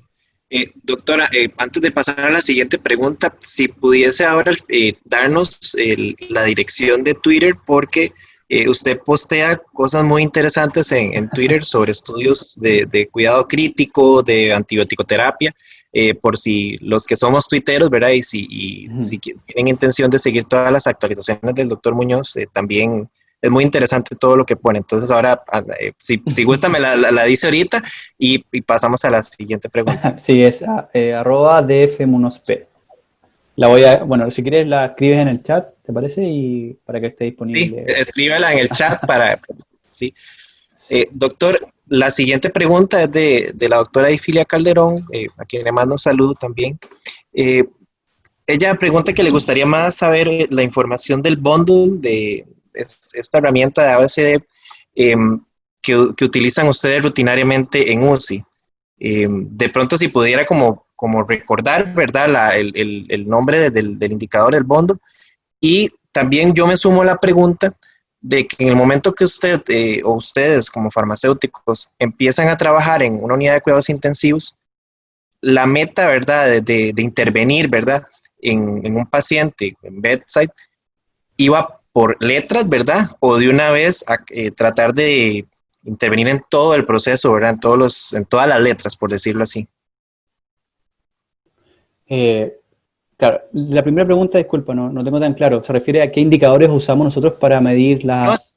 ¿No? El indicador, el bundle del ABCDE, que usted habló durante toda la presentación. Sí, nada más la doctora quisiera saber específicamente el nombre, ¿verdad?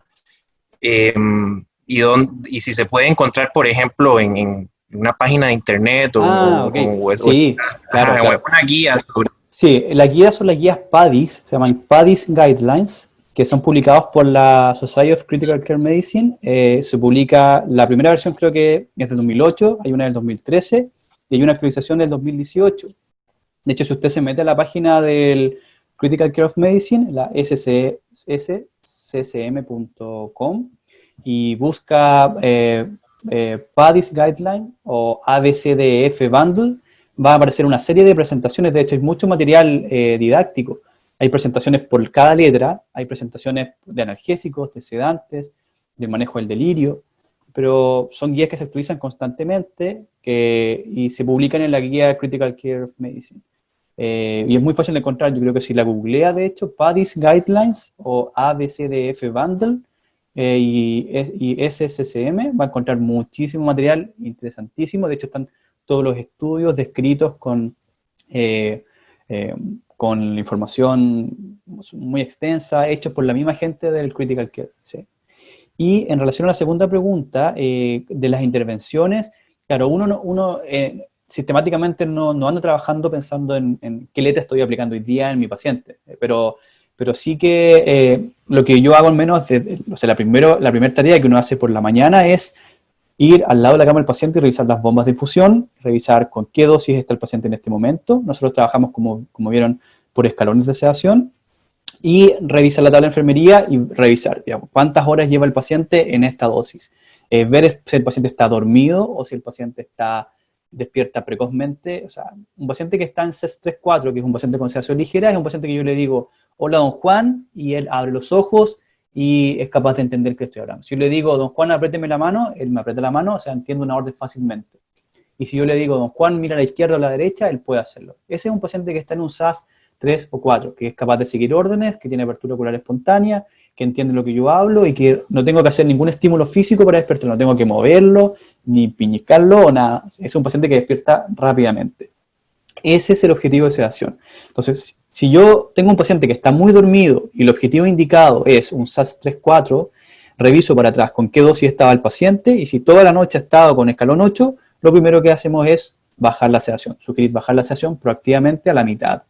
Y si el paciente llega a agitarse o cualquier cosa durante el día, bien, se le pondrá un bolo de sedante y si requiere muchos bolos, se tendrá que volver a subir la dosis hasta que el paciente esté calmo y que siga órdenes simples.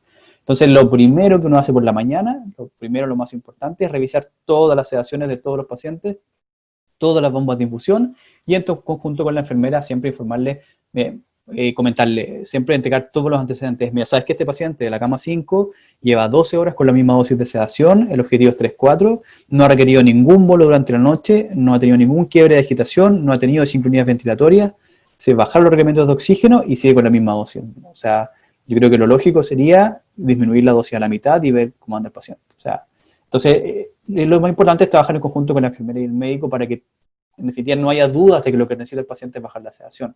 Ahora, lamentablemente que eso es un escenario ideal, porque suelen haber muchos otros factores que pueden imposibilitar que se progrese la sedación, sobre todo el factor temor, porque el equipo suele preferir tener un paciente dormido, que no moleste, ¿cierto?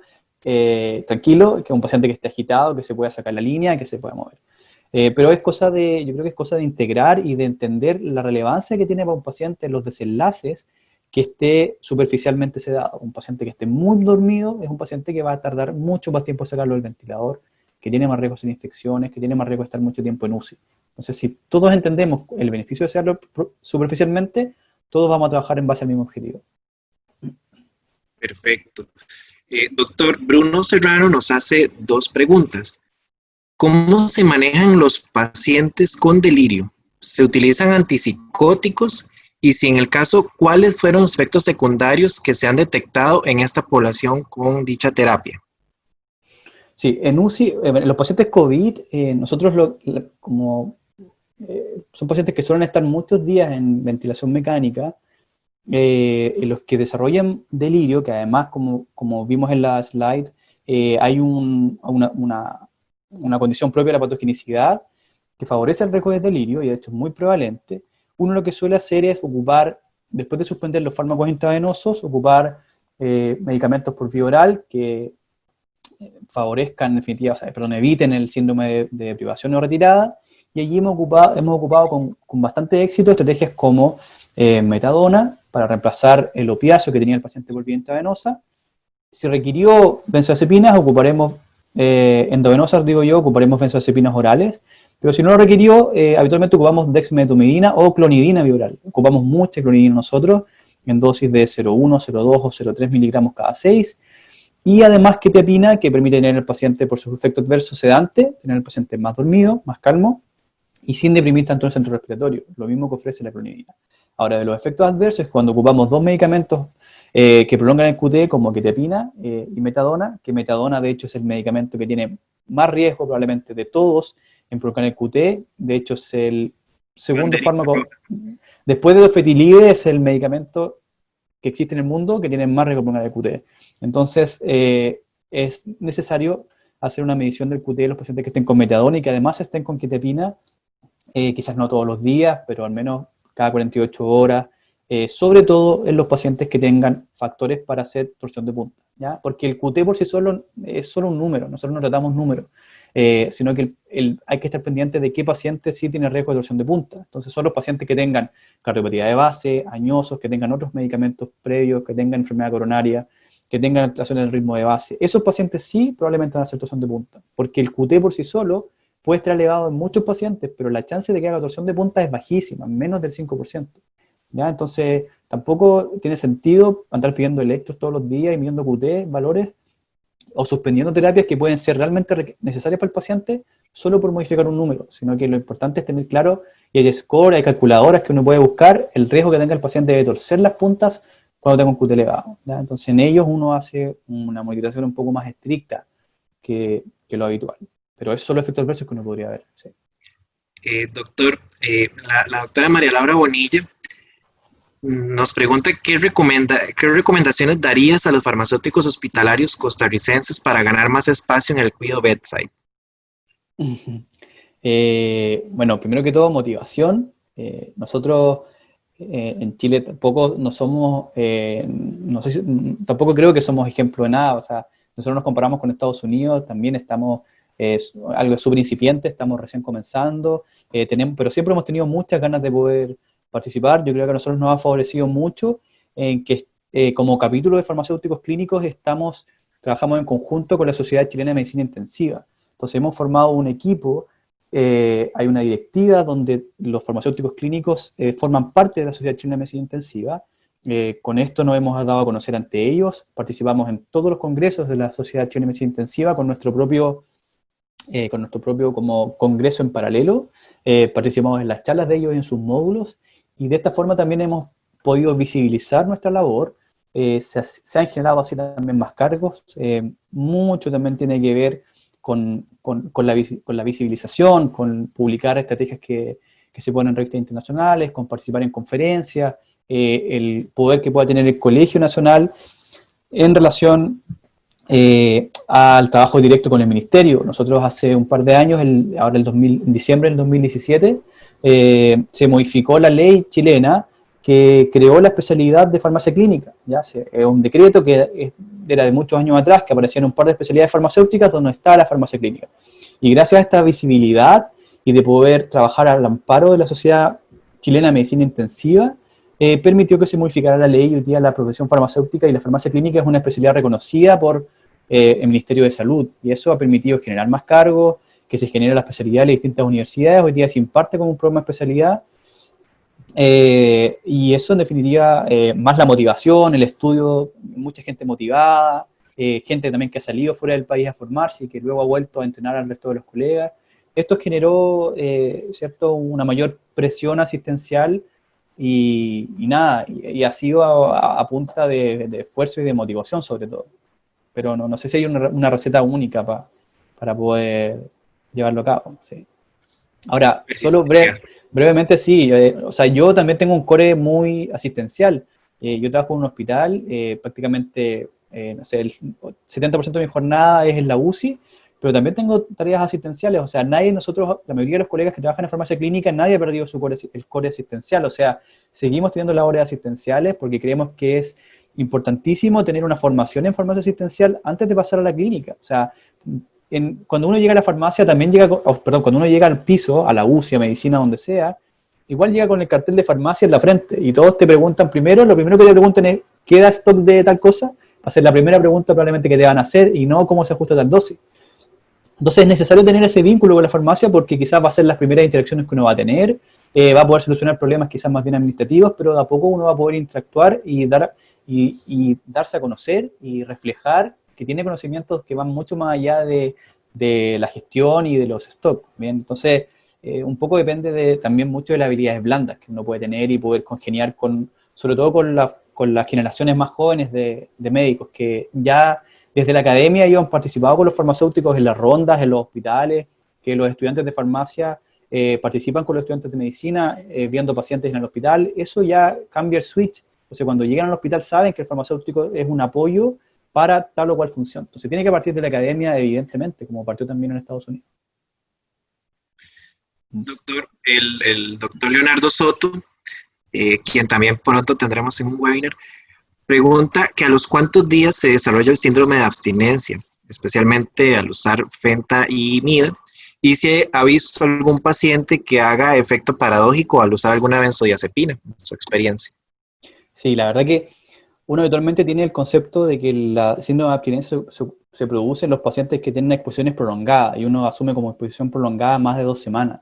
Pero en la práctica, la verdad es que esto ocurre muy precozmente. O sea, hoy día, pacientes que están más de 5 días con infusión continua, sobre todo si no titulé a la mínima dosis necesaria, si estuvo pegado, no se lo hablábamos pegado, pero siempre con la misma dosis, sin titular, ese paciente tiene muchísimo riesgo de desarrollar delirio secundario a una abstinencia, incluso a los 5 días de infusión continua de estos medicamentos, sobre todo si estaba con benzodiazepinas como midazolam y que no se fue proactivo en la titulación. Nosotros hemos tenido pacientes que al 4º, 5º, 6º día uno le suspende el opiáceo y el paciente hace clínica de privación, hace taquicardia, fiebre, hipertensión, sudoración excesiva, y uno le pasa un bolo de Fenta, por ejemplo, y baja la presión, baja la taquicardia. Entonces, hay manifestaciones claras de que los pacientes, cuando yo no titulo y no soy proactivo en la bajada de las dosis, y sobre todo cuando ocupo benzodiazepina, ese paciente va a ser síndrome retirada muy precozmente, sobre todo en los COVID.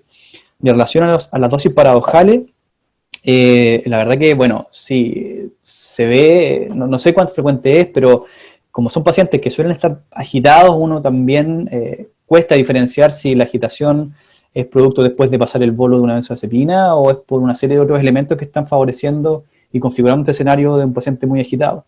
Hay muchos pacientes en nuestro medio también que llegan con antecedentes de base de alcoholismo crónico, que ocupan antidepresivos, por ejemplo, que ocupan antipsicóticos, y se suspenden abruptamente, están sedados profundamente, y cuando se despiertan, todas estas variables condicionan y favorecen a que el paciente se agite, pero estas reacciones paradojales seguro se dan. Ahora, la verdad, en mi práctica no lo vemos tan frecuentemente, porque también ocupamos con menos medidas las benzodiazepinas, pero nada, hay pacientes que, sobre todo depende mucho del basal. El paciente con alcohólico crónico suele ser el paciente más complejo de manejar, suele ser el que evidentemente experimente estas alteraciones como reacciones paradojales. Doctor, el doctor José Miguel Chaverri le envía muchas felicidades y muchísimas gracias por compartir su experiencia. Muchas gracias. Al doctor le gustaría saber si usted fue testigo, ha sido parte del proceso de incorporación del farmacéutico al equipo multidisciplinario de una UCI. ¿Qué tan sencillo o complicado ha sido el proceso de incorporación desde el punto de vista del profesional farmacéutico y del cuerpo médico en Chile? Y la otra pregunta es, ¿qué tanto ha utilizado, cómo ha sido su experiencia con la ketamina? ¿Y qué tal su percepción como opción en estos casos de sedación analgesia en el paciente COVID? Sí, bueno, la verdad que mi experiencia, yo en este momento tengo 7 años de trabajo en la misma UCI, en esta ciudad que amo, que es Valdivia, y la experiencia nació desde la academia. O sea, yo en la universidad hice mi internado clínico por la carrera de química y farmacia, la hice en la unidad de cuidados intensivos, y después de allí seguí trabajando en la misma unidad. Y yo cuando salí de la academia tuve la posibilidad de ir a formarme también a otros centros a Santiago, porque ya habían colegas trabajando en unidades de cuidado intensivo. Entonces mi experiencia, la verdad, fue un poco, evidentemente al inicio era mucho más dificultoso porque no estaban todas las competencias, pero a la medida que uno se va formando, que se va capacitando y que adquiere los conocimientos, tiene mucha más seguridad para poder plantear opciones distintas de tratamiento de los pacientes a las que ofrece el clínico. Y el clínico lo ve como un apoyo, no lo ve como competencia. Entonces es muy importante también la forma de abordar la intervención. Ya hay que buscar nichos claves donde uno puede intervenir y que suelen ser vacíos de los pacientes. Por ejemplo, cuando uno revisa cuáles son las intervenciones más frecuentes de los pacientes, de los farmacéuticos clínicos en UCI, siempre están los antibióticos, ¿cierto? Que suelen ser un territorio complejo de abordar. nadie se hace cargo de los niveles plasmáticos, entonces muchas veces uno parte abordando a partir de la farmacocinética, introduciendo los conceptos de farmacocinética, los conceptos de dosis de carga, los conceptos de difusión extendida, y con ello ya uno comienza, como tiene las herramientas desde la academia, comienza a imponer algunos conceptos que no se trabajaban previamente, y eso ya genera ir ganando un espacio en la discusión, ya que se discutan cosas que antiguamente no se discutían en esta unidad. Y luego los sedantes, que también se suele preferir trabajar con sedantes que tengan al paciente dormido, calmo, tranquilo, y es un territorio que cuesta explorar. Entonces alguien tiene que hacerse cargo de estos vacíos terapéuticos que ocurren en la UCI. Bien, y allí permite entonces ir tomando estos distintos nichos de medicamentos que son de alto riesgo, medicamentos complejos, y a partir de allí uno puede ir tomando estas experiencias para ir avanzando en la integración del farmacéutico en el equipo clínico. Luego vienen, ¿cierto?, otras estrategias de intervención, como suelen ser algunos antihipertensivos intravenosos, bueno, la misma intervención que puede ocurrir en la reanimación cardiopulmonar, y hay una serie de otros nichos de intervención que suelen ser focos huérfanos de intervención en las unidades de cuidado intensivo. La verdad, bueno, no me siento ejemplo de nada, ni tampoco creo tener receta correcta para decir cómo debe ser la integración del farmacéutico al equipo, pero lo fundamental es la solidez de los conocimientos, porque eso te da la seguridad de que cuando tú estés conversando con alguien, o sea, no vas a quedar en vergüenza, vas a tener claro qué es lo que tienes que sugerir y preocuparse del medicamento como nadie. O sea, el medicamento suele ser una herramienta, la más crucial para el manejo de los pacientes, y suele tomarse muchas veces con liviandad que no se merece. Entonces, si uno se enfoca en el medicamento, pero teniendo súper claro cuál es la condición del paciente que estoy enfrentando, es mucho más fácil intervenir. Había una segunda pregunta que... Era de la ketamina. Ah, sí, bueno, la ketamina, sí, la verdad que yo soy un fan de la ketamina. De hecho, bueno, introduje la ketamina en los protocolos de sedación que antes no estaban, y es en parte porque, bueno, de la literatura que he recogido, me quedaba una muy buena impresión y comenzamos a ocuparla de a poco, y la verdad cada vez es más frecuente ocuparla, sobre todo en secuencia de intubación rápida. Se ocupa mucho para la secuencia de intubación rápida, porque ofrece también ventajas de no depresión respiratoria, también se ocupa mucho para hacer procedimientos, no produce inestabilidad hemodinámica como produce el propofol o de pronto el mismo midazolam, y como tiene un efecto analgésico dosis dependiente, la dosis es titulable y tiene un abanico importante de dosis. Y los efectos adversos descritos, como esta psicosis paradojal que puede ocurrir, o esta disociación del paciente, la verdad que son muy dosis dependientes, y en un paciente que ocupa dosis alta y que puede hacer este efecto medio a los psicótico, es fácilmente manejable con algún agonista GABAérgico como benzodiazepinas o propofol. La hemos ocupado en estatus refractario, la hemos ocupado en manejo del dolor postoperatorio, la hemos ocupado para analgesia en ventilación mecánica, para agitación en paciente, como tiene actividad anti-NMDA, sirve también mucho para el paciente que está con trastornos de deprivación o delirio y que requiere algún medicamento para el manejo del dolor cuando ya no hace efecto la benzodiazepina, el opiáceo. Entonces tiene una serie de particularidades que abren muchos nichos de uso en los pacientes de UCI. Doctor, la última pregunta. Pregunta Raymond Jiménez, en relación a las comorbilidades y sus tratamientos, ¿cuáles fármacos han presentado mayor problema al escoger un protocolo de sedanalgesia? El medicamento que produce más problemas por lejos es midazolam, yo lo odio. Pero no, lo que pasa es que el midazolam, la ventaja que ofrece, y en qué momento lo seguimos usando hoy día, es en los pacientes que cuando llegan con un shock refractario, o sea que requieren mucha droga vasoactiva, si yo le doy propofol o dexmedetomidina, ese paciente suele hipotensarse más o bradicalizarse más. Entonces, en definitiva, no favorezco el desenlace del paciente en términos hemodinámicos.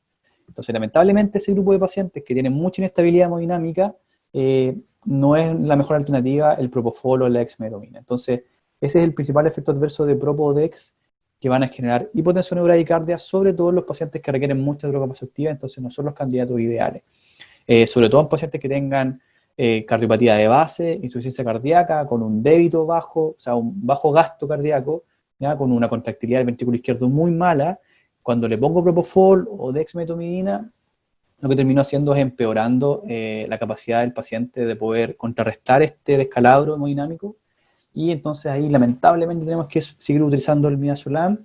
Como son pacientes que suelen tener falla renal, se acumula el midazolam y su metabolito activo, y mala cosa. Entonces lo importante en esos pacientes es titular siempre la mínima dosis necesaria para evitar que se vaya acumulando el medicamento.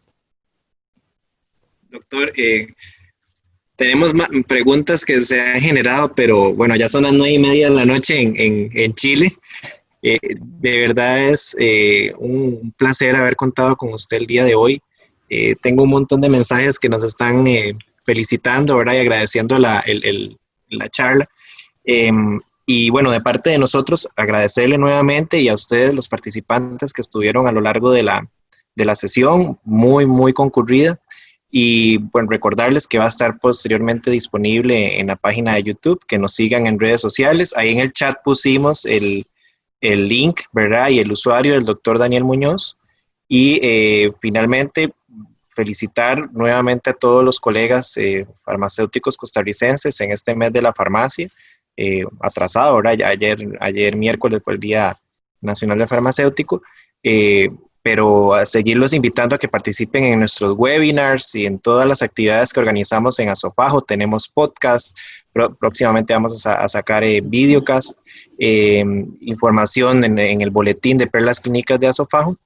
Y doctor, no sé si nada más para despedir un mensaje ahí de despedida, le agradecemos muchísimo, ¿verdad? No, David, de verdad, yo estoy muy, muy, muy contento, de verdad, de poder participar en esta charla, en este seminario. Para mí, de verdad, es un honor poder estar con ustedes.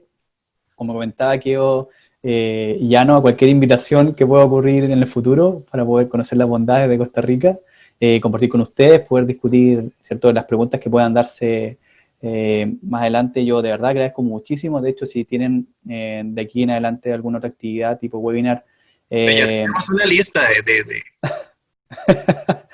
sí. Si tienen otra charla, seguro que en que pueda yo participar o colaborar, yo agradecidísimo. Así que de verdad, 1.000.000 de gracias a David, bueno, por contactarme, al Colegio de Farmacéuticos de Costa Rica, a todos los farmacéuticos que están como espectadores todavía hasta ahora, después de ya 1 hora y media de aburrimiento. Así que de verdad, muchísimas gracias por la asistencia, por la invitación. Repito, eso. Yo dispuesto a colaborar en lo que pueda. Así que muchísimas gracias. Buenas noches, doctor Muñoz, y buenas noches a todos los asistentes. Buenas noches a todos. Que descansen. Gracias. Buenas noches, muchas gracias. Nos vemos. Gracias a ustedes. Hasta luego.